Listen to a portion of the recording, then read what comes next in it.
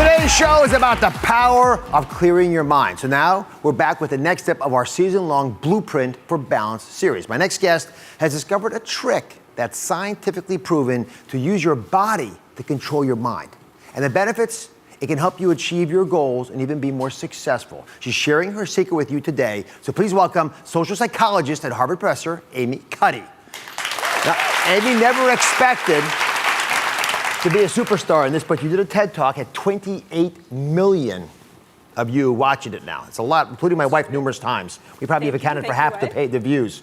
So take us back to the beginning. What got you interested in using your body to control your mind? Well, when I was in my second year of college, I was in a very bad car accident, and I had a serious traumatic brain injury.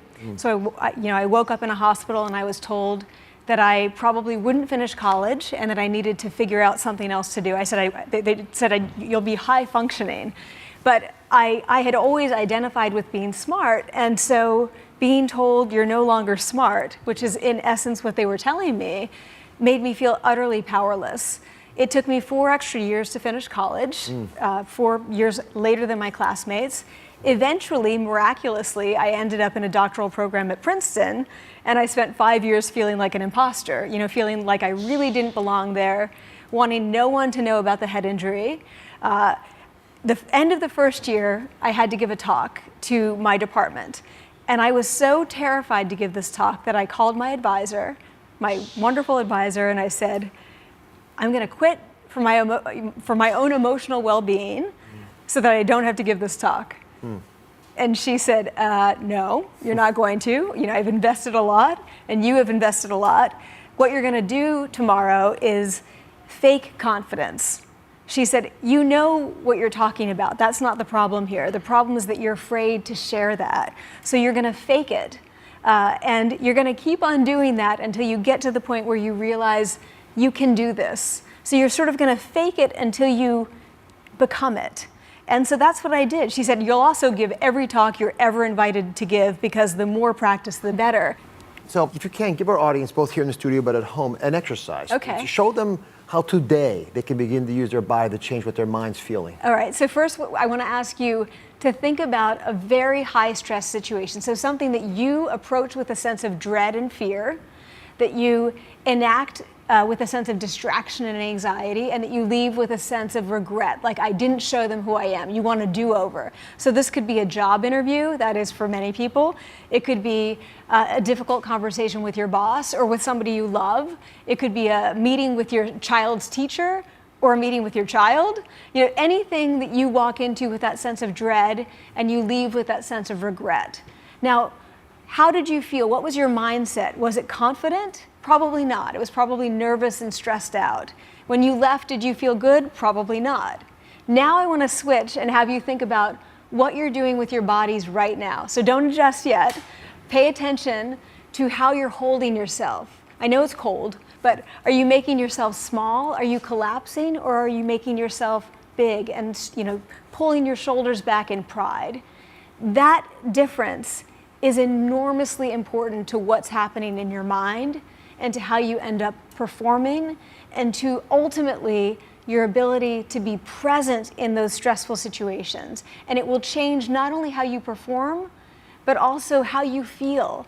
You leave with a sense of accomplishment and satisfaction.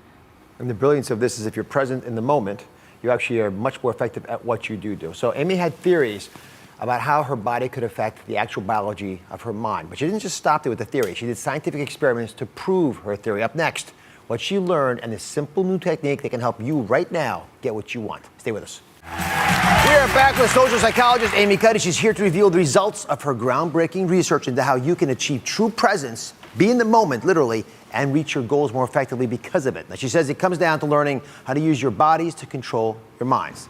This is about harvesting that inner power that folks have and don't realize. That's right. I think everyone wants to feel more confident. No one feels confident all the time, and wouldn't it be great if we could walk into these situations without that anxiety and leave without that sense of regret? Right, so that's really what it's about. So let's go with this theory you have, this experiment you did, testing whether our bodies truly can affect how we can achieve our desire to be in the moment, to be present. All right. So walk us through it. All right, so what we do is we have people come into the lab. This was the first experiment, and we have them spit into a little vial because we want to get a sample of their hormones, testosterone and cortisol, which I'll explain in a minute.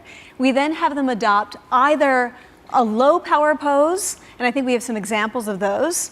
So this would be a low power pose. So anytime you're contracting, making yourself small, wrapping up, crossing your feet like this. Hiding. Exactly, you're hiding, making yourself invisible. So they did this for 2 minutes, or they adopted a high power pose, which is what humans and other animals do when they feel powerful. So Wonder Woman, which is my favorite. So this is maybe not my favorite, but it's a very powerful pose. We've got, I think, another one on here, sitting with your arms back like this. So anything that's expansive and open is associated with power and dominance and status. So they did this for just 2 minutes. And after that, we measured their hormones again and some other variables, but the main thing was hormones. And here's what we found.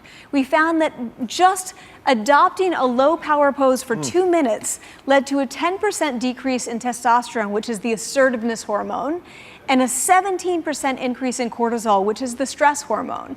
Now, adopting a high power pose did the opposite. It led to a 19% increase in testosterone and a 25% decrease in cortisol. It's a huge drop in the stress hormone. Yes, it is. In circulating levels, this is really, really big. This made people feel dominant and confident and relaxed and not stress reactive. Let's get practical about this. Okay. So here's a picture of me sitting in my office. All right. We can't all look like this right before an interview. I like the holding hands, though. So since we can't go like this and slouch out in front of our interviews, how do you give your body the message, or at least help it give your brain the right message so you can feel present and confident in stressful situations? That's true. So you can't, because it's offensive to go into a job interview like this, right? But you can do that before you walk in. When you have privacy, you go into a bathroom stall, the stairwell, the elevator, your own office, your own home. You can do whatever you want, spread out as much as you want, and that will optimize your brain to perform well in these stressful situations. Because look at what we do before job interviews, before any kind of stressful moment. We end up making ourselves tiny. We're not preparing our brains to do well and feel powerful.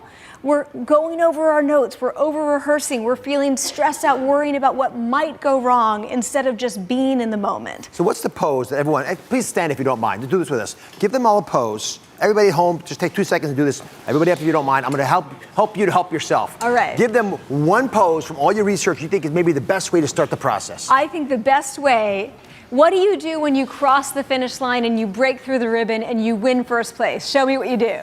That's it, exactly. That is the victory pose. Universally across cultures, that's what we do when we feel powerful. So this is the best one that you can do. So just for 30 seconds, a minute, 2 minutes before you walk into that stressful situation, and what happens is that you are no longer fighting yourself, you're being yourself. You're being present. And being yourself is what makes you compelling. When people can believe you, they want to hire you. They want to be part of your life. They want to bring you in, and you leave feeling like you've been seen. But if I do this in the waiting area, I'm not going to be invited in. Well, So, that's true. I mean, how much before the interview can you actually do this stuff? I would say don't be in the waiting area. Be in the bathroom stall doing this, where no one can see you. Now, there have been some embarrassing stories of people being walked in on, but you can always find privacy. You just need privacy, your own body, in a short amount of time. In fact, even imagining yourself in that pose in a little thought bubble can help you. Thank you very much. Wonderful Thank you advice. so much. You can find much more out about Amy's research and her findings in her new book, Presence, Bridging Your Boldest Self to Your Biggest Challenges. Thank you for watching. Don't forget to subscribe and turn on notifications so you never miss out on new videos to live the good life.